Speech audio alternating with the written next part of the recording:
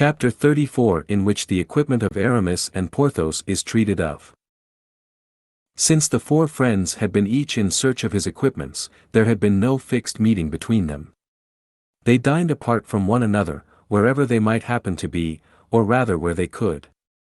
Duty likewise on its part took a portion of that precious time which was gliding away so rapidly. Only they had agreed to meet once a week, about 1 o'clock, at the residence of Athos, seeing that he, in agreement with the vow he had formed, did not pass over the threshold of his door. This day of reunion was the same day as that on which Kitty came to find D'Artagnan. Soon as Kitty left him, D'Artagnan directed his steps toward the Rue Férou. He found Athos and Aramis philosophizing. Aramis had some slight inclination to resume the cassock. Athos, according to his system, neither encouraged nor dissuaded him. Athos believed that everyone should be left to his own free will. He never gave advice but when it was asked, and even then he required to be asked twice.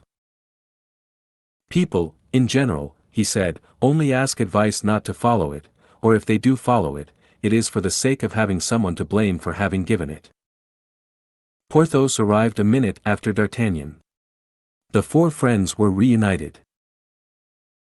The four countenances expressed four different feelings, that of Porthos, tranquillity; that of D'Artagnan, hope; that of Aramis, uneasiness; that of Athos, carelessness.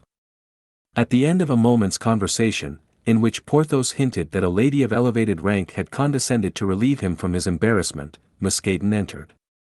He came to request his master to return to his lodgings, where his presence was urgent, as he piteously said. "Is it my equipment?" "Yes and no," replied Mousqueton. "Well, but can't you speak?"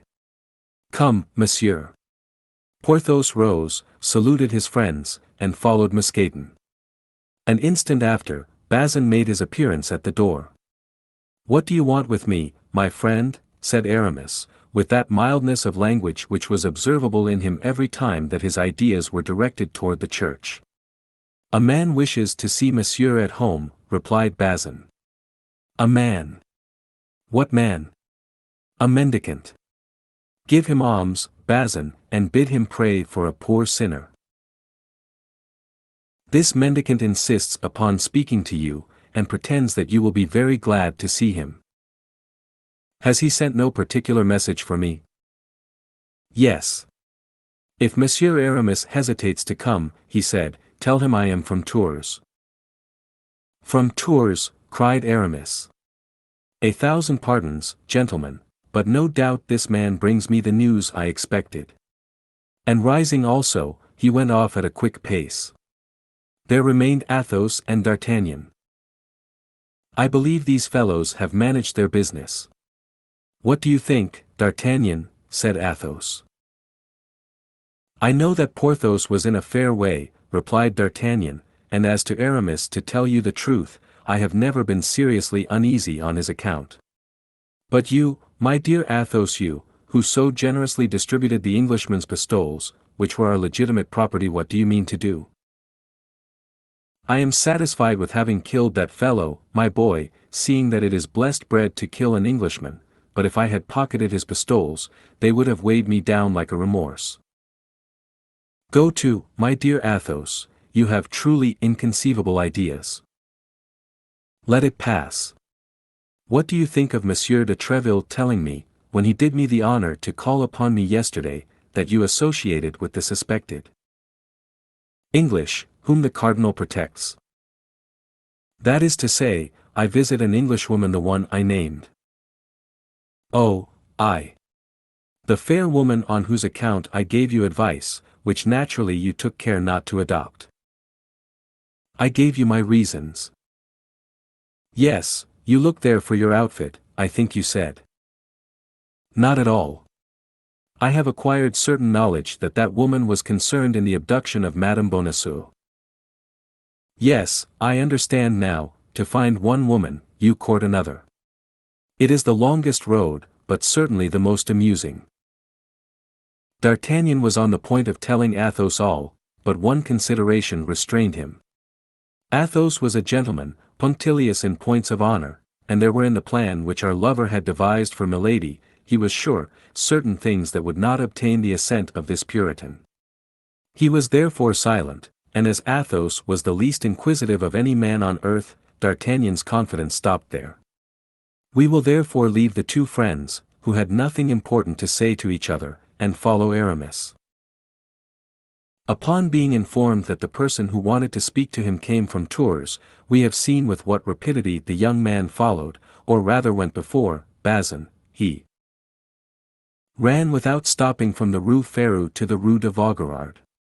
On entering he found a man of short stature and intelligent eyes, but covered with rags. "You have asked for me," said the Musketeer. "I wish to speak with Monsieur Aramis." "Is that your name, monsieur?" "My very own." "You have brought me something?" "Yes, if you show me a certain embroidered handkerchief." "Here it is," said Aramis, taking a small key from his breast and opening a little ebony box inlaid with mother of pearl. "Here it is. Look." "That is right," replied the mendicant, "dismiss your lackey." In fact, Bazin, curious to know what the mendicant could want with his master, kept pace with him as well as he could, and arrived almost at the same time he did, but his quickness was not of much use to him. At the hint from the mendicant his master made him a sign to retire, and he was obliged to obey. Bazin gone, the mendicant cast a rapid glance around him in order to be sure that nobody could either see or hear him, and opening his ragged vest, badly held together by a leather strap, he began to rip the upper part of his doublet, from which he drew a letter. Aramis uttered a cry of joy at the sight of the seal, kissed the superscription with an almost religious respect, and opened the epistle, which contained what follows. "My friend, it is the will of fate that we should be still for some time separated, but the delightful days of youth are not lost beyond return. Perform your duty in camp, I will do mine elsewhere. Accept that which the bearer brings you, make the campaign like a handsome true gentleman, and think of me, who kisses tenderly your black eyes. Adieu, or rather, au revoir." The mendicant continued to rip his garments, and drew from amid his rags 150 Spanish double pistoles, which he laid down on the table. Then he opened the door, bowed, and went out before the young man, stupefied by his letter, had ventured to address a word to him. Aramis then reperused the letter, and perceived a postscript. "P.S. You may behave politely to the bearer, who is a count and a grandee of Spain." "Golden dreams," cried Aramis. "Oh, beautiful life! Yes, we are young, yes, we shall yet have happy days. My love, my blood, my life. All, are thine, my adored mistress." And he kissed the letter with passion, without even vouchsafing a look at the gold which sparkled on the table. Bazin scratched at the door, and as Aramis had no longer any reason to exclude him, he bade him come in. Bazin was stupefied at the sight of the gold, and forgot that he came to announce D'Artagnan, who, curious to know who the mendicant could be, came to Aramis on leaving Athos. Now, as D'Artagnan used no ceremony with Aramis, seeing that Bazin forgot to announce him, he announced himself. "The devil! My dear Aramis," said D'Artagnan, "if these are the prunes that are sent to you from Tours, I beg you will make my compliments to the gardener who gathers them." "You are mistaken, friend D'Artagnan," said Aramis, always on his guard, "this is from my publisher, who has just sent me the price of that poem in one-syllable verse which I began yonder." "Ah, indeed," said D'Artagnan. "Well, your publisher is very generous, my dear Aramis, that's all I can say." "How, monsieur," cried Bazin, "a poem sells so dear as that? It is incredible." "Oh, monsieur, you can write as much as you like, you may become equal to Monsieur de Voiture and Monsieur de Benserade. I like that. A poet is as good as an abbé. Ah! Monsieur Aramis, become a poet, I beg of you." "Bazin, my friend," said Aramis, "I believe you meddle with my conversation. Bazin perceived he was wrong, he bowed and went out. "Ah," said D'Artagnan with a smile, "you sell your productions at their weight in gold. You are very fortunate, my friend, but take care or you will lose that letter which is peeping from your doublet, and which also comes, no doubt, from your publisher." Aramis blushed to the eyes, crammed in the letter, and rebuttoned his doublet. "My dear D'Artagnan," said he, "if you please, we will join our friends. As I am rich, we will today begin to dine together again, expecting that you will be rich in your turn." "My faith," said D'Artagnan, with great pleasure. "It is long since we have had a good dinner, and I, for my part, have a somewhat hazardous expedition for this evening, and shall not be sorry, I confess, to fortify myself with a few glasses of good old Burgundy." "Agreed, as to the old Burgundy, I have no objection to that," said Aramis, from whom the letter and the gold had removed, as by magic, his ideas of conversion. And having put 3 or 4 double pistoles into his pocket to answer the needs of the moment, he placed the others in the ebony box, inlaid with mother of pearl, in which was the famous handkerchief which served him as a talisman. The two friends repaired to Athos's, and he, faithful to his vow of not going out, took upon him to order dinner to be brought to them. As he was perfectly acquainted with the details of gastronomy, D'Artagnan and Aramis made no objection to abandoning this important care to him. They went to find Porthos, and at the corner of the Rue Bac met Mousqueton, who, with a most pitiable air, was driving before him a mule and a horse. D'Artagnan uttered a cry of surprise, which was not quite free from joy. "Ah, my yellow horse," cried he. "Aramis, look at that horse." "Oh, the frightful brute," said Aramis. "Ah, my dear," replied D'Artagnan, "upon that very horse I came to Paris." "What, does monsieur know this horse?" said Mousqueton. "It is of an original color," said Aramis, "I never saw one with such a hide in my life." "I can well believe it," replied D'Artagnan, "and that was why I got 3 crowns for him. It must have been for his hide, for, certes, the carcass is not worth 18 livres. But how did this horse come into your bands?" "Mousqueton." "Pray," said the lackey, "say nothing about it, monsieur, it is a frightful trick of the husband of our duchess." "How is that, Mousqueton?" "Why, we are looked upon with a rather favorable eye by a lady of quality, the Duchesse de but, your pardon, my master has commanded me to be discreet. She had forced us to accept a little souvenir, a magnificent Spanish jennet and an Andalusian mule, which were beautiful to look upon. The husband heard of the affair. On their way he confiscated the 2 magnificent beasts which were being sent to us, and substituted these horrible animals." "Which you are taking back to him," said D'Artagnan. "Exactly," replied Mousqueton. "You may well believe that we will not accept such steeds as these in exchange for those which had been promised to us. No, pardieu, though I should like to have seen Porthos on my yellow horse. That would give me an idea of how I looked when I arrived in Paris. But don't let us hinder you, Mousqueton, go and perform your master's orders. Is he at home?" "Yes, monsieur," said Mousqueton, "but in a very ill humor. Get up." He continued his way toward the Quai des Grands Augustins, while the two friends went to ring at the bell of the unfortunate Porthos. He, having seen them crossing the yard, took care not to answer, and they rang in vain. Meanwhile Mousqueton continued on his way, and crossing the Pont Neuf, still driving the 2 sorry animals before him, he reached the Rue aux. Arrived there, he fastened, according to the orders of his master, both horse and mule to the knocker of the procurator's door. Then, without taking any thought for their future, he returned to Porthos, and told him that his commission was completed. In a short time the 2 unfortunate beasts, who had not eaten anything since the morning, made such a noise in raising and letting fall the knocker that the procurator ordered his errand boy to go and inquire in the neighborhood to whom this horse and mule belonged.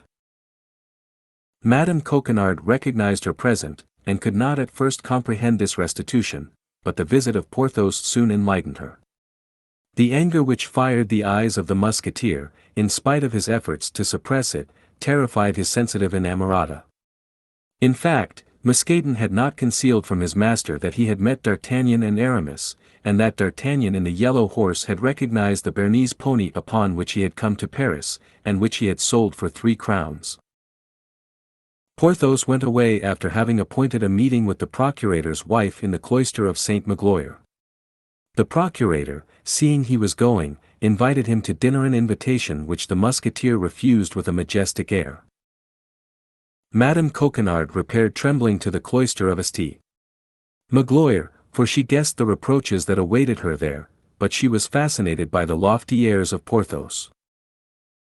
All that which a man wounded in his self-love could let fall in the shape of imprecations and reproaches upon the head of a woman Porthos let fall upon the bowed head of the procurator's wife. "Alas," said she, "I did all for the best. One of our clients is a horse-dealer, he owes money to the office, and is backward in his pay. I took the mule and the horse for what he owed us, he assured me that they were 2 noble steeds." "Well, madam," said Porthos, "if he owed you more than 5 crowns, your horse-dealer is a thief." "There is no harm in trying to buy things cheap, Monsieur Porthos," said the procurator's wife, seeking to excuse herself. "No, madam, but they who so assiduously try to buy things cheap ought to permit others to seek more generous friends." And Porthos, turning on his heel, made a step to retire. "Monsieur Porthos! Monsieur Porthos!" cried the procurator's wife. "I have been wrong, I see it. I ought not to have driven a bargain when it was to equip a cavalier like you." Porthos, without reply, retreated a second step. The procurator's wife fancied she saw him in a brilliant cloud, all surrounded by duchesses and marchionesses, who cast bags of money at his feet. "Stop, in the name of heaven, Monsieur Porthos," cried she. "Stop, and let us talk." "Talking with you brings me misfortune," said Porthos. "But, tell me, what do you ask?" "Nothing, for that amounts to the same thing as if I asked you for something." The procurator's wife hung upon the arm of Porthos, and in the violence of her grief she cried out, "Monsieur Porthos, I am ignorant of all such matters. How should I know what a horse is? How should I know what horse furniture is? You should have left it to me, then, madam, who know what they are, but you wish to be frugal, and consequently to lend at usury. It was wrong, Monsieur Porthos, but I will repair that wrong, upon my word of honor." "How so?" asked the Musketeer. "Listen. This evening M. Coquenard is going to the house of the Duc de Chaulnes, who has sent for him. It is for a consultation, which will last 3 hours at least. Come. We shall be alone, and can make up our accounts in good time. Now you talk, my dear. You pardon me." "We shall see," said Porthos, majestically, and the two separated saying, "Till this evening." "The devil," thought Porthos, as he walked away, "it appears I am getting nearer to Monsieur Coquenard's strongbox at last." Thank you for watching. We are dedicated to curating literature into some of the best read-along audiobooks anywhere. Please support the channel by clicking like and subscribe. As our supporters grow, we will be able to improve the quality of our publications, add better voices, and make more great books available to our viewers. If you have any requests, feel free to message us anytime. ultimateaudiobooks.com